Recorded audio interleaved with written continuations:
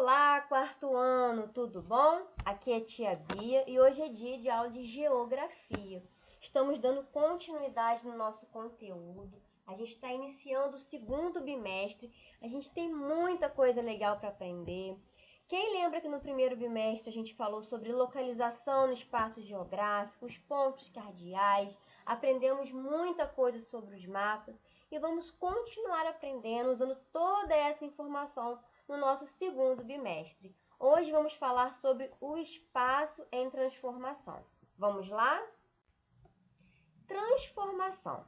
O espaço ocupado ou não está em constante transformação, seja devido à ação da própria natureza ou por intervenção dos seres vivos que neles habitam. Podemos perceber tal processo de transformação comparando antigas paisagens registradas nas mais diferentes fontes históricas, com paisagens atuais. Outra forma de perceber esse processo é notar o resultado dessas mudanças ao longo do tempo, se elas foram favoráveis ou não ao progresso local. Tia, o que você acabou de ler pra gente? Bom, o que a gente tem que entender é que toda paisagem passa por transformação.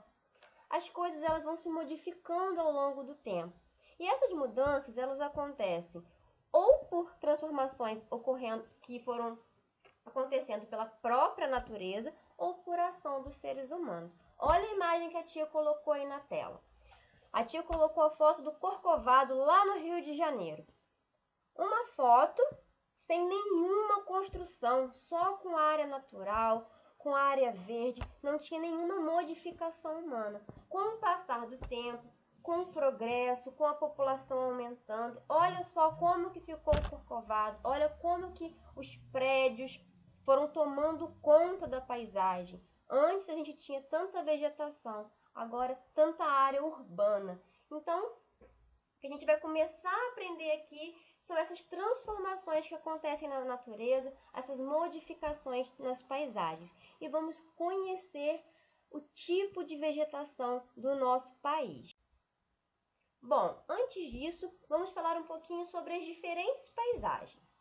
A natureza, ela se apresenta de várias formas.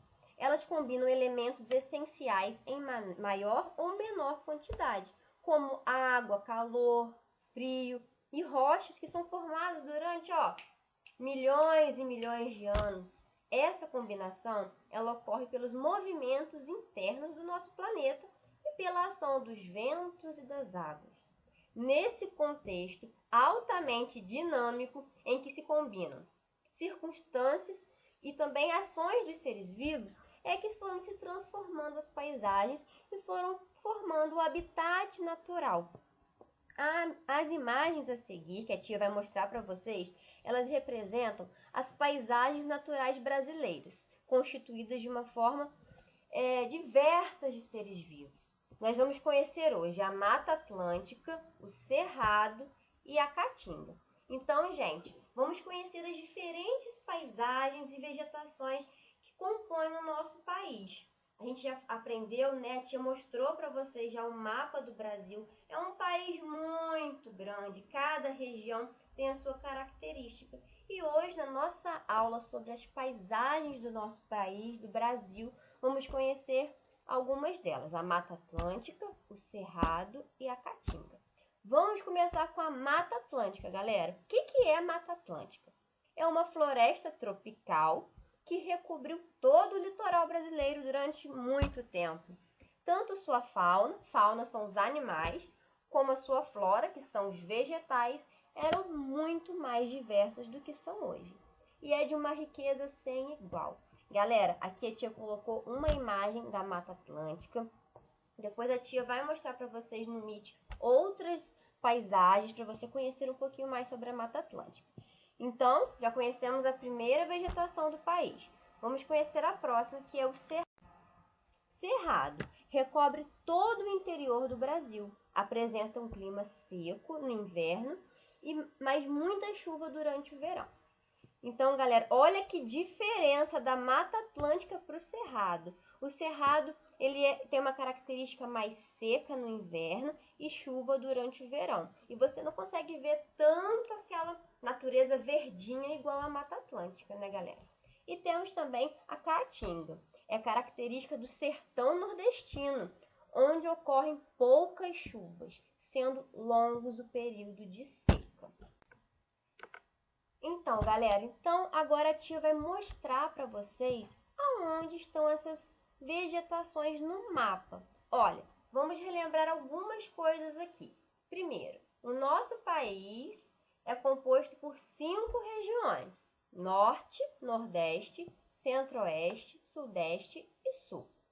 E agora vamos ver aonde fica localizada cada vegetação que a tia ensinou para vocês. As 3 vegetações que a tia ensinou para vocês. Mas eu quero que vocês observem com a tia algumas coisinhas que nós já estudamos sobre os mapas. Olha o mapa que a tia colocou ao lado sobre as vegetações. Ele tem um título, Formações Vegetais do Brasil, e tem uma legenda. É através dessa legenda que a gente consegue identificar quais são os locais de cada vegetação. A tia, para ajudar vocês aí a se localizarem melhor, circulou os tipos de vegetação e o lugarzinho onde se encontra no mapa. Vamos começar com a Mata Atlântica. A tia circulou a Mata Atlântica aqui na legenda, que está em verdinho escuro, e circulou no mapa toda a região que existe a Mata Atlântica, que é composta pela Mata Atlântica. E como a tia falou no início do vídeo, o litoral brasileiro é onde a gente encontra, né, a presença da Mata Atlântica. Você pode observar, olha onde tem o verdinho escuro, todo o litoral do mapa. A Caatinga, a tia circulou de verde. Aonde que você está vendo mais área desse tipo de vegetação? No Nordeste. Compara um mapinha com o outro. Aonde que a tia circulou? Na região Nordeste. E o Cerrado, em rosinha claro, a gente encontra mais no Centro-Oeste e também um pouquinho do Sudeste, galera. Então, agora que você já conhece essas 3 vegetações, esses 3 tipos de vegetação que existem no nosso país, vamos descobrir um pouco mais sobre as paisagens que compõem o nosso Brasil. Galera, agora que a gente aprendeu um pouquinho sobre essas diferentes paisagens, sobre as transformações que acontecem nas paisagens, na natureza, a gente também localizou no mapa os lugares onde a gente encontra a Mata Atlântica, o Cerrado, a Caatinga. Vamos falar um pouquinho de uma coisa muito legal. A gente está aprendendo lá em história, né, sobre os primeiros povos que chegaram aqui na América. E o quanto esse povo ele preserva a natureza e o quanto isso é legal, o quanto que tudo que esses povos indígenas que ainda vivem aqui no nosso país, eles preservam as paisagens. Eles vivem, né, no ambiente, na natureza, mas eles preservam a natureza. Vamos lá. Os primeiros grupos humanos tinham à sua disposição elementos diversos da natureza que eram usados, por exemplo, na criação de ferramentas. A gente já aprendeu um pouquinho sobre essas ferramentas, não é verdade? Na nossa aula de história. Nas aulas de história, a gente observou que os indígenas brasileiros utilizavam esses recursos para caçar, pescar, fazer coleta de alimentos e construir suas casas e artefatos. Com esse modo de se relacionar com a natureza, os indígenas produziam poucas modificações na paisagem natural, pois a respeitavam como fonte de sobrevivência.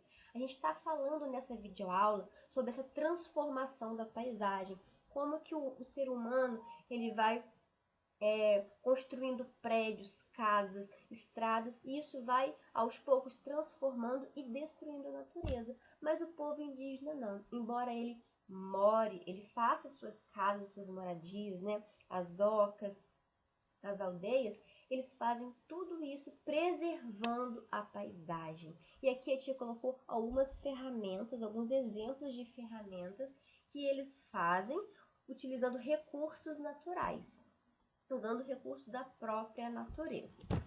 E aqui a tia colocou um dos muitos modelos de aldeia indígena que a gente tem aqui no nosso país. Há outros com diferentes configurações, dependendo do grupo que pertence e do seu meio ambiente, de sua tradição. Você pode observar que o local onde eles vivem, olha só ao redor dessa aldeia, quanta natureza. Então, ocorreram poucas modificações e a natureza pôde ser preservada. Foi observando a natureza que os primeiros seres humanos puderam aprender a lidar com o que estava disponível nela para atender às suas necessidades. Descobriram o que e como deveriam fazer para plantar, o que lhes permitiu fixarem-se em um único lugar. Criaram formas de domesticação de animais, como também conseguiram desenvolver ações mais sofisticadas, promovendo a organização de culturas diferentes segundo as condições ambientais disponíveis. O olhar do homem sobre as coisas no mundo foi se ampliando, o que contribuiu para a criação e organização da sociedade. As atividades realizadas pelo homem